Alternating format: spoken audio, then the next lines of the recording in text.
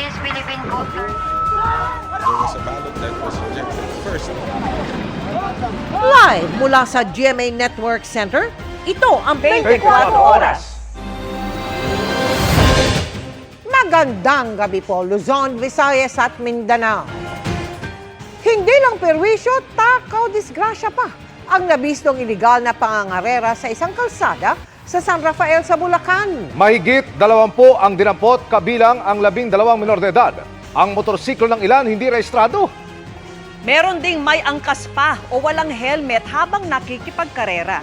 Nahuli kamyan at tinutukan ni John Consulta, exclusive. Nagmistulang racetrack ang kalsadang ito sa San Rafael, Bulacan sa kuwang ito ng PNP Highway Patrol Group. Panay-paspas kasi ang ilang motorsiklo, kabilang ang ilang hinihaharurot na mga walang helmet. Ang iba may angkas pa.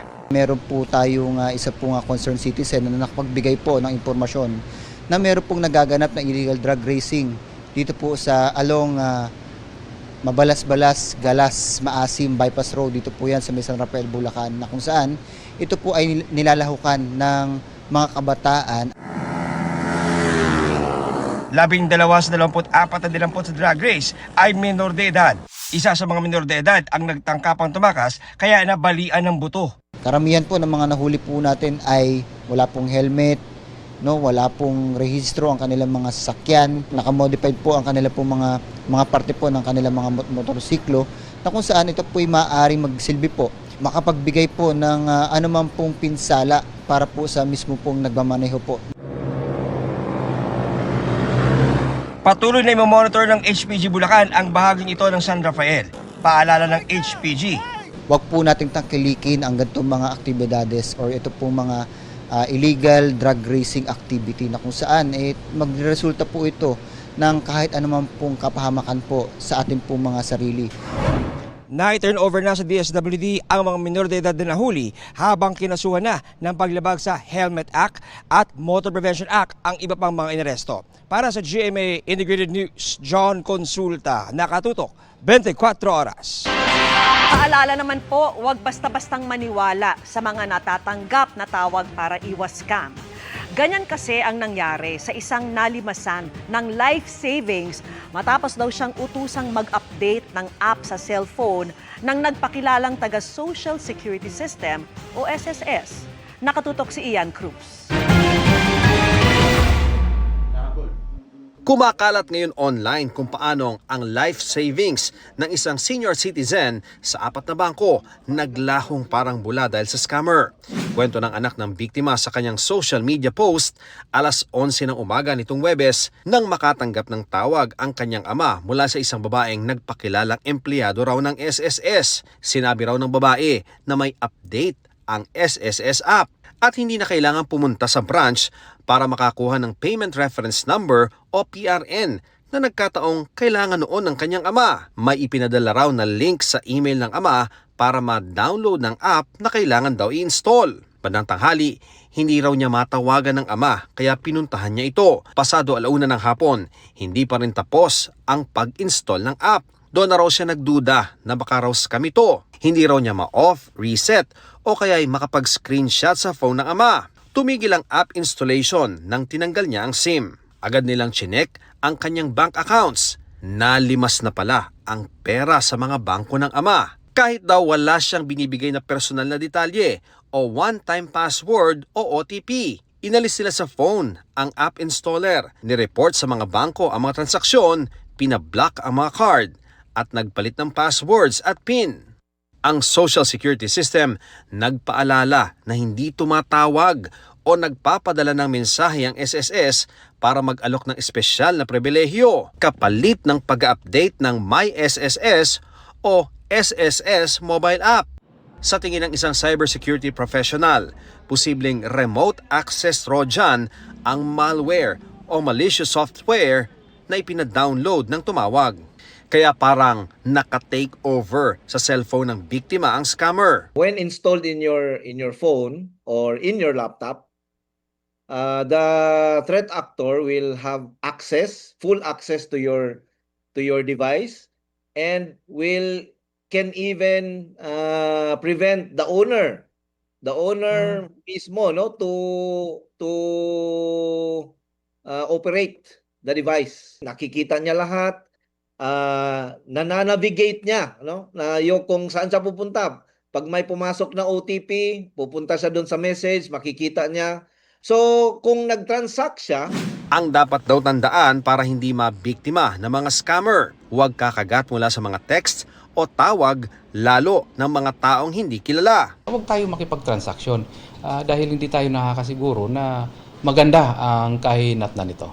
Ang PNP Anti-Cybercrime Group umaasang lalapit sa kanilang tanggapan ng biktima para matulungan nila ito. Sana matingnan namin, makausap yung biktima para malaman talaga natin kung ano yun.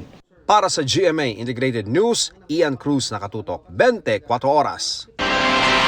Hindi na nakapalag ang umano'y dealer ng baril na nakikipagnegosasyon online nang masakote siya sa entrapment operation sa Fishport sa Navotas. Narito ang aking eksklusibong pagtutok. Nagpanggap na fish vendor ang pulis na nag-undercover sa ikinasang operasyon sa Fishport sa Navotas. Doon ang meet-up sa dealer ng baril na nakilala niya online. Dito sa tawid. Nang magsimula na ang transaksyon, pumwesto sa paligid ang iba pang nakasibilyang pulis at nang ilabas na ng suspect ang kontrabando at tanggapin na niya ang bayad. Oh, wag ka natakbo ha. Pulis kami ha. Mga pulis kami ha. Dapa. Tanggalin mo yung helmet mo. Doon na siya dinakip ng mga pulis. Na-recover sa suspect na si Elias JP ang isang kalibre 45 baril, magazine at mga bala. Through online, no, meron siyang Facebook page na sinasalihan na kung saan itong suspect natin ay doon niya nilalagay or pinopost yung mga baril na ibinibenta niya. Ayon sa pulisya, may mga buyer sa Fishport ang suspect. Pinagsisihan ko po yan kasi po para sa pamilya ko, nakakahiya yung aking nagawa. Nasa kustodiya na ng PNP Maritime Group ang suspect na naharap sa reklamong illegal possession of firearms and ammunition. Paalala ng pulisya sa publiko, idaan sa bastong proseso ang pagbili ng mga baril. Meron tayong ahensya, particular na yung PNP, nagbibigay ng clearances or permits sa mga gun holders natin. Para sa GMA Integrated News, Emil Sumangil nakatutok, 24 oras. Nagbitiw si Nadia Montenegro bilang political officer ni Senador Robin Padilla sa gitna ng isyu ng umano'y paggamit ng marijuana. Pero iginiit niyang hindi ito pag-amin sa kasalanan. Sabay palag sa pagkalat ng incident report ng Office of the Senate Sergeant at Arms na nagpangalan sa kanya. Nakatutok si Mav Gonzalez. Nag-resign na si Nadia Montenegro bilang political officer ni Senador Robin Padilla, isang araw bago ang deadline para magpaliwanag siya sa investigasyon ng Office of the Senate Sergeant at Arms o OSAA sa kung gumamit ba siya ng marijuana sa Senado. Pero pumalag siya sa anyay malisyosong pagkalat online ng incident report ng OSAA, kaya anya siya hinatulan ng publiko kahit walang due process. Pinangalanan kasi siya sa OSAA incident report. Bago nito, kumalat muna sa isang online article ang paggamit umano ng isang Senate staff ng marijuana sa banyo ng Senado pero walang pinangalanan. Naghain ng paliwanag si Montenegro at itinangging siya ang pinatutungkulan sa article. Walaan niyang insidente na may tauhan ng OSAA na pumunta sa opisina nila na nagtanong sa kanya ukol sa amoy ng marijuana galing sa banyo. Wala rin aniyang incident report ukol dito na isinumite ang OSAA personnel. Napakasakit aniya na dinungisan at sinira ang kanyang reputasyon ng isang istoryang ayon sa kanya ay hindi naman totoo. Bagaman nag-resign, hindi anya ito pag-amin ng kasalanan. Pagpapakita lang anya ito ng respeto sa Senado at sa opisina ni Senador Padilla para hindi na lumaki pa ang issue at makapag-focus ang Senado sa mahalagang trabaho nito. Tinanggap na ni Padilla ang kanyang pagbibitiw. Hiniling na ni Senate Minority Leader Tito Soto kay Senate President Cheese Escudero ang random drug testing sa mga opisyal at empleyado ng Senado. Sabi ni Escudero, may ganitong intensyon na at may kasunduan sa East Avenue Medical Center ukol dito. Dagdag niya, ginawa na rin ito noong 2018 hanggang 2020 pero may naghain ng administrative at iba pang kaso dahil panghihimasok umano sa karapatan ng ilang empleyado. Ngayon, isinasapinal na ang bagong polisiya sa mandatory random drug testing. May mga voluntaryo na rin nagpa-drug test o magpapa-drug test. Pag wala naman kayong tinatago, bakit matatakot? Ini-encourage ko po ang lahat ng mga senador at kanilang mga opisina na magpa-drug test na. Para sa ganun ay talagang mawawala ng duda na mga nagdudurog dito sa ating Senado. No ifs, no buts. Kahit na sino pa yung pag nag-positive, tanggal.